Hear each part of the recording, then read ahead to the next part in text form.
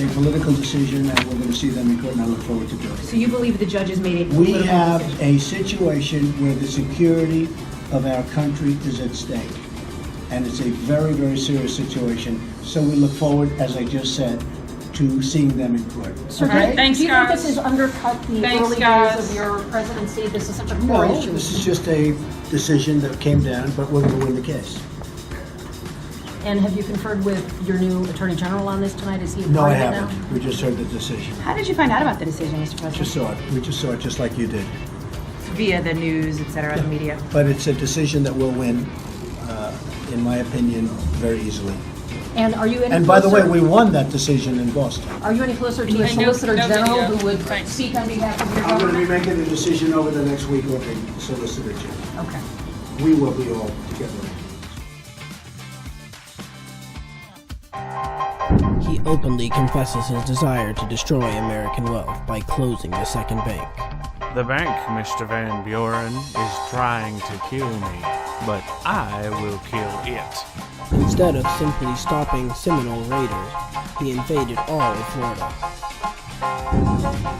The United States is on the brink of a war over slavery. This decorated general owned slaves. In 1812, General Jackson addressed us as citizens, fellow citizens. He wanted us to fight. Do you think he will fight for you or for your enemies? He is power hungry. He hates banks, he loves owning slaves, and he's a domineering leader. Do you really want this man as your president? I'm John Quincy Adams, and I approve this message. Plausibly live from the Podcast 99 studios, located in beautiful downtown Manteca, California, this is the Dave Bowman Show. Now, here is your host, the submarine qualified, coffee swilling, stuffy elitist history buff, Dave Bowman. Hey, good morning, cheese lovers, and welcome aboard. It is me, Dave. You want to join me? 565-DAVE, 565-3283. That's the voicemail and text number. Email is dave@thedavebowmanshow.com. And, of course, we're all over the web. Just look for The Dave Bowman Show. A loqui conitio. Stand up, tell those who oppose liberty, don't tread on me. So I'm just going to tell you up front, it's spring break. Ben is out of school. You probably won't hear the background noise because I do have a noise gate now. But believe me, distractions are coming fast and furious this morning as I sit here recording. In fact, it's not just Ben that distracts me. It's me that distracts me. I sat down over the weekend and I started writing out shows, and I put together my notebook, and I have this idea of what I want to talk about and what I want to say. And today's show was supposed to be about Rachel Maddow and how I'm just not buying the whole story. I don't know if you saw her statement over the weekend that she never said, this is her statement after the fact, I never said that there was anything in this Trump tax document. If you inferred that, then that's your fault, not mine. I never implied that. So you're the idiot for believing that I was going to tell you something scandalous. I don't buy that. I don't buy this whole, there's a huge question that I was going to do a half hour about that I can summarize in one question, which is she tweeted at 4:43 Eastern time that she had Trump's tax report. Seriously. That's what she said. Seriously. Tune in tonight at 9 p.m. Shortly thereafter, the White House released that tax report. How did the White House know which one she had? Question mark.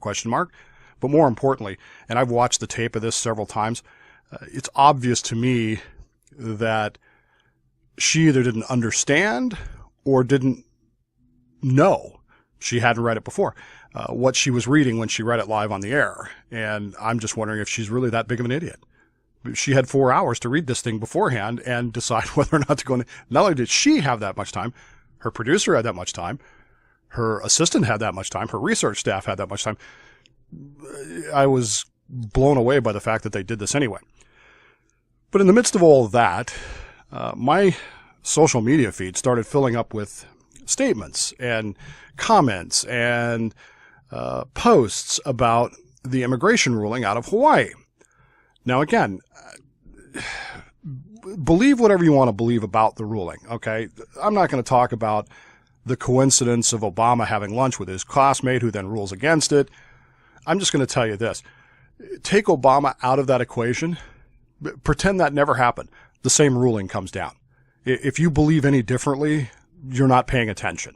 This judge was always going to rule that way, regardless of who he had lunch with the day before.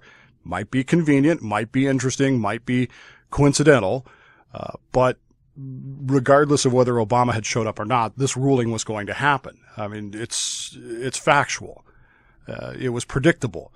If you thought that this ruling wasn't going to come from Hawaii, it would have come from Seattle, it would have come from San Francisco, it would have come from New Orleans, it would have come from anywhere. I mean, this court order, this court was going to come, this ruling, this executive order was not going to be allowed to pass without a restraining order. So I don't put a lot of stock in that.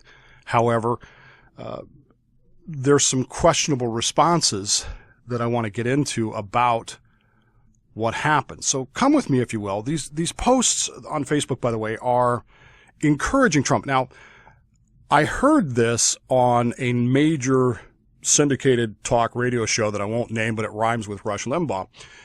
In fairness, now I'm going to say this in fairness because I know that Rush is also a history guy. I did not listen to the whole of the show, so I don't know if he went back and corrected what he was saying, or if he was just doing it for purposes or not. So I'm going to assume that he did, but I know others, based on Facebook posts, either didn't hear that part or it wasn't there, and that causes me concern. And that is, of course, this idea that the president, Trump, should simply ignore the court ruling and begin vetting anyway. He should go ahead and start with a travel ban anyway. And they refer to this as going, what I refer to as going full Jackson on the courts. Now, Andrew Jackson, most of you will know, was president of the United States in the 1830s. Should have been president in the 1820s, but in his view and in most of history's view, he kind of got screwed over by the system. Much more than, that's why I laugh when people like Al Gore or Hillary Clinton or people who lost the Electoral College whine. You have no idea. You don't even have a clue how much this system can be used against you until you start looking at the 1820s and 1830s. At any rate, Andrew Jackson was a populist. Andrew Jackson, amongst all of the presidents of the United States, was probably the most pure democratic president. And I don't mean that in party. I mean, he flat out believed that the majority should rule. He believed in democracy, not republicanism. Little r, not big R. He was, of course, a military hero to all of America, and still rightfully so, probably is. It's easy to sit here now, 200 plus years later, and pick apart his military career as being, embellished or whatever. But the fact of the matter is, he was there. We weren't. So you have to give that some credence. He was a well-known military leader, and one of the things about leadership is that it inspires your men to do what needs to be done, and certainly Jackson did that. Old Hickory had a way of making things happen. He was a hothead, as you know. His duels and nonsense over his wife and the like are legendary. But it's this moment in history, this ruling, Worcester, I say it Worcester, but it's Worcester, versus Georgia. Now, Samuel Worcester was a missionary. He was a Christian missionary who spoke Cherokee and lived amongst the Cherokee tribes in Georgia, where he translated the Bible for them and where he worked for the betterment and the welfare of the Cherokee tribes. Very worthwhile endeavors. State of Georgia, however, those of you, particularly on the libertarian side, who object strenuously to the state licensing everything, the state of Georgia had passed a law, however, that said that you cannot live, if you are white, you cannot live amongst the Indian tribes without our approval, without a license from the state, saying, yes, I'm approved to work amongst the Indians. Well, of course, Samuel Worcester didn't have such a license. He was arrested, convicted, and thrown into prison in Georgia. This was, of course, appealed up the chain of command through the court system because Article 1, Section 8, Clause 3 is very clear about who oversees Indian affairs, which is the Congress. So this went all the way to the Supreme Court of the United States, where Justice Marshall ruled against the state of Georgia. And essentially, the concept wasn't there yet, but essentially he incorporated Article 1, Section 8, Clause 3 against the states. In essence, what he said, the ruling basically said was, hey, states, stay out of it. This is Congress's job, not yours, to oversee relations and interstate commerce with the Indian tribes. Now, if you think about it from a government populist standpoint, that's a good idea, isn't it? I mean, in essence, if you're a big government person, that just handed on definitively all of the power over the Indian tribes to the federal government and took it away from the states. But of course, if you're a states' rights guy, maybe a slaveholder, maybe a person who is well known for hating indigenous American tribes, maybe Andrew Jackson, the perception is that you don't necessarily like this ruling, because all of a sudden the power for the state to regulate its own relationships with the states Indians has been taken away. And famously, President Jackson is reputed to have said, Justice Marshall's made his ruling, let him enforce it. Now, at the time, in the 1830s, in the 1820s and 1830s, the Supreme Court, when it made such rulings, would send U.S. Marshals to enforce its rulings. The Marshal Service worked for the judiciary at that point, and they would go out and enforce these federal rulings. In this particular case, however, Justice Marshall wisely decided not to send federal marshals to Georgia to enforce the striking down of the Georgia law. And so Georgia actually kept Samuel Worcester in prison for another 4 or 5 months, because basically it was a big FU to the federal government, as the president is purported to have said, your ruling, come enforce it. But they didn't. The feds never did anything. The judiciary never did anything to enforce it. And of course, since the judiciary never sent the U.S. Marshals, which Congress pays and the president signs off on, there really wasn't anything to enforce. It just sort of sat there.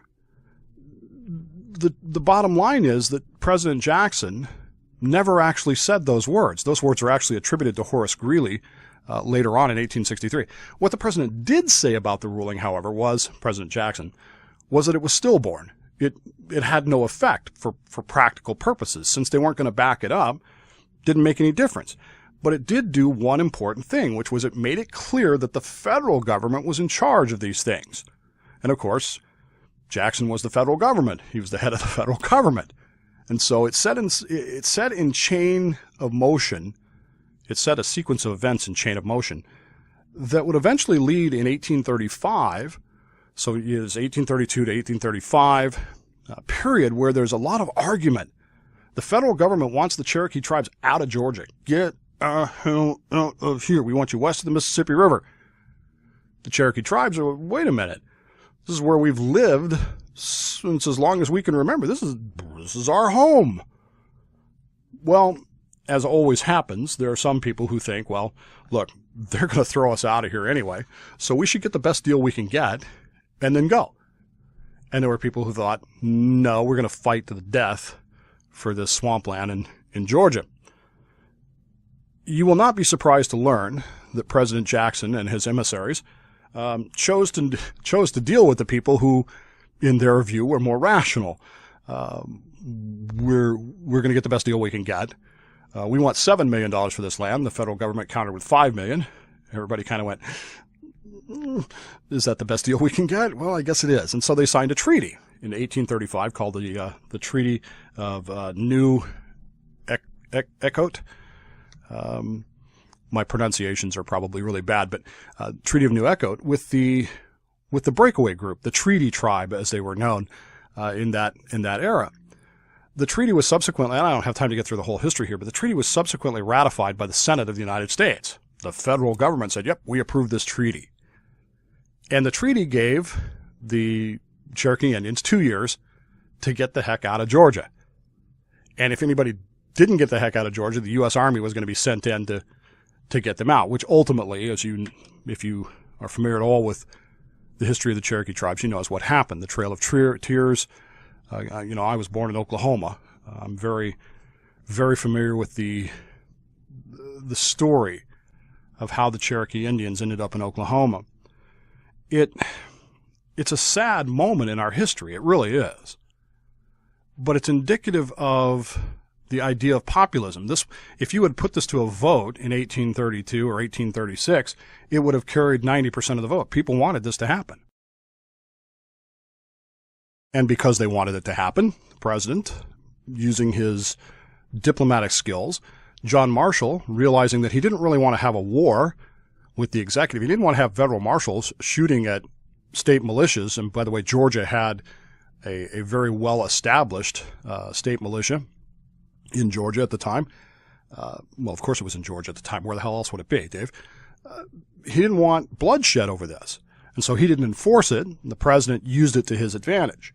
And so we come to today where you've got major political pundits, conservative pundits, saying, well, the president should take this ruling that the Hawaiian judge came up with and he should just go full Jackson on it.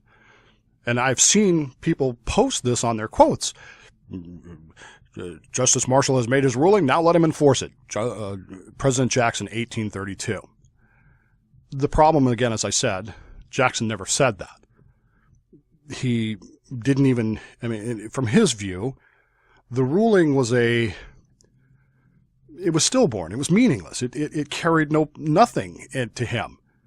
And it didn't change his policy, although it enabled him to manipulate things so that he was able to get the treaty to put a veneer of legality on the eradication, essentially, of the Cherokee tribes. It was, it's a little scary if you think about it in a lot of ways. I can't help but go, and I know it's Godwin's law, but I can't help but go to the Vanassi Conference and the veneer of legality that was placed upon the Holocaust. It's, in many ways, it's the same kind of, it's using the power of democracy, this is what the people want, instead of the republic, which is what is the rule of law, to essentially steal and or kill. And it's something that we should not forget along the way. But we're told, people are putting this quote on their thing and they're saying, well, he should do what Jackson did, which is just ignore it. Well, should we? Should President Trump simply ignore the courts and just begin vetting on his executive order anyway? Is that the right thing to do? And I ask that question legitimately. I ask that question from a conservative viewpoint. If we truly believe in a republic, if we truly believe in the rule of law, is this the right thing to do? Is it the wise thing to do for conservatives to draw history lessons from people who were, not conservative by any stretch of the imagination, Andrew Jackson. Andrew Jackson at best was a populist, and he may very well have been the progressive of that era. He was a democracy guy. He believed in popular vote for everything, including the eradication of the Indians. Democracy, as we conservatives have come to believe through the years, is a dangerous thing. The framers certainly believed that pure democracy was a dangerous thing. Even the ones that opposed the Constitution believed that. Yet, somehow or another, now conservatives are posting a quote that never happened in an event that they don't really understand to justify the current populist president, who is not conservative, doing something that is outside the bounds of normality, I would think. Now, the truth of the matter is that presidents have ignored court rulings before. For the most part, it's been innocuous. President Obama ignored a couple of rulings about land and drilling. But again, he used a law that said from time to time the president may, as he decides necessary. That law never went to the courts, so we don't know what the court stands on that. We really don't know. We should have, but we didn't. Instead, we pounded our chests and we said, oh, this is outrageous. And then we turn around 2 years later and say, our president should do the same thing. At what point does the tit-for-tat game stop? At what point do we start standing up for for the Constitution and for republicanism, little r, not big R, and start saying to ourselves, as conservatives, we should be supporting what is right, what is the law, what is the rule of law, as opposed to simply throwing things to the wind and doing whatever the hell we want to do because it's popular. Isn't that what we oppose? Isn't it? When Jackson faced his issue in 1832, and again, the Supreme Court did not send federal marshals down there. What would have happened if they had is they would have been down there enforcing a very unpopular opinion that, while it was the right opinion and ultimately from the government standpoint would be beneficial, it would have led to bloodshed. The Georgia militia was known to be violent. They regularly kidnapped people that disagreed with Georgia politics. They were, in some ways, the precursor of the KKK in many ways. They were violent. There would have been bloodshed. If the president decides to ignore something now, John Marshall did not send U.S. Marshals down to enforce it. What happens today if the court says to the TSA, you have to enforce this, and the president says, no, you don't? Would people be shooting at each other? I don't think so, but we've already seen the protests that will happen. We've already seen some of the violence, minor though it might happen. Now, again, I'm not saying the protesters are correct. I'm not saying any of that. What I'm saying is, if the president were to ignore this, what do you foresee would happen if you took a little bit of time and looked forward? In 1832, nobody looked forward. Nobody said, okay, what's the next move on the chessboard here with regards to this ruling? Had they done so, they might have logically concluded that the Cherokee were going to be moved one frickin' way or another. And as it turns out, some of them went peacefully and many of them did not. And lives were lost and blood was shed and tears were poured out. And this, of course, led to later issues with the Native American tribes and the way that they were treated by the federal government. All born out of that moment where some thought processes weren't working altogether. If we are to sit here today and post on our social media and encourage the president and call his number and say, yeah, just ignore them anyway, where does that precedent end? In other words, do we encourage the executive to ignore the judicial rulings on every ruling that we don't like? Not that's wrong. Remember, Worcester versus Georgia was not wrong. It was not incorrect. They just didn't like it. Do we continue to do so? We don't know if the judge's ruling in Hawaii is correct or not. All he's done is put a restraining order on it for further consideration and for further legal argument. That's all he's done. We don't like it. Is it right? Is it wrong? We actually, legally speaking, don't know. We all have our opinions. I will grant you that. Believe me, I have read more opinion about this than Carter has peanuts. But at the end of the day, we don't know. We don't know what the court would rule on this. We have no idea. And as I sit here today, Gorsuch is going through his hearings. We assume that if this ever went to the Supreme Court, it would be a 5-4 ruling to uphold the executive order because the president has the power to decide these things. But that's assumption. We don't know at this point.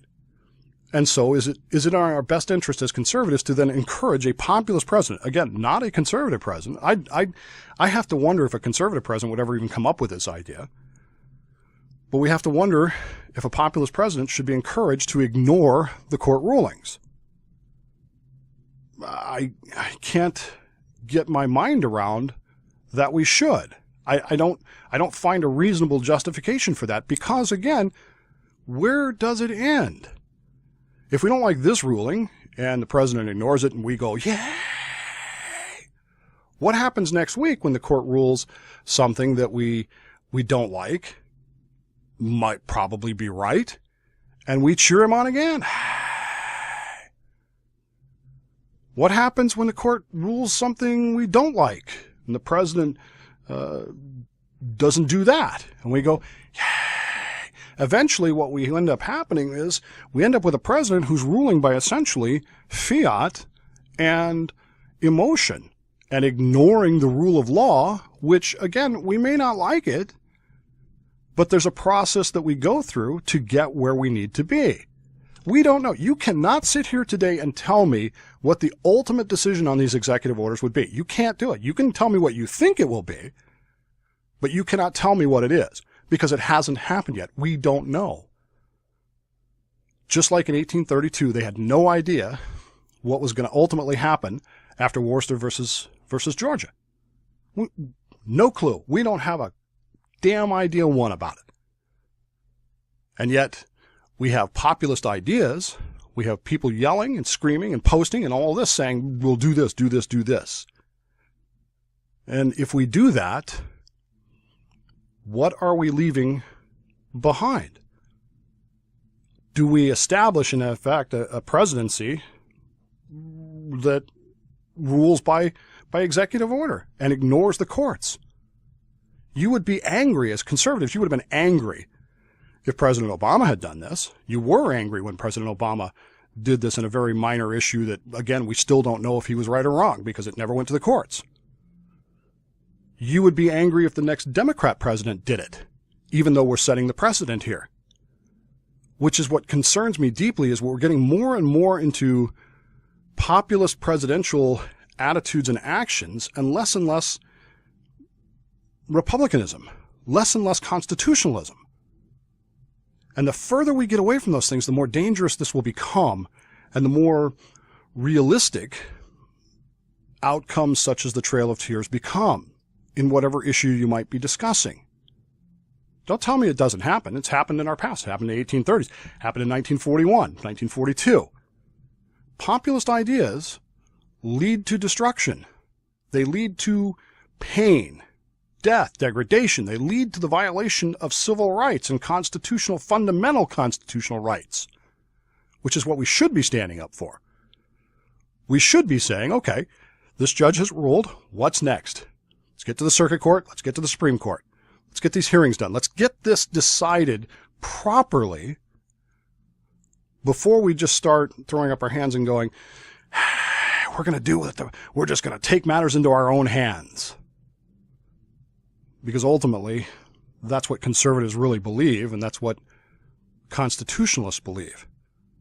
So which is it? Which are we? And what do we want to be? And what are we going to do? Is it okay because it's our guy, your guy, whatever, but not okay when it's the other guy? And if you do it for one, how do you not do it for the other? That's the real question for today, before you post about something that Andrew Jackson never actually said. Got to get going. Take the time right now. Tell the people that matter in your life you love them very much. You'd miss them if they weren't there, so don't pass up those opportunities. You don't want to have that regret. Plausibly Alive, I'm Dave Bowman, and this is my podcast. See you sometime this week. The Dave Bowman Show is a Slippery Fish Entertainment production for the Podcast 99 Network. Copyright 2017. All rights reserved. For more information or to contact the show, log on to www.thedavebowmanshow.com. Hey, I'm going to go do something productive. I'm going to go watch television.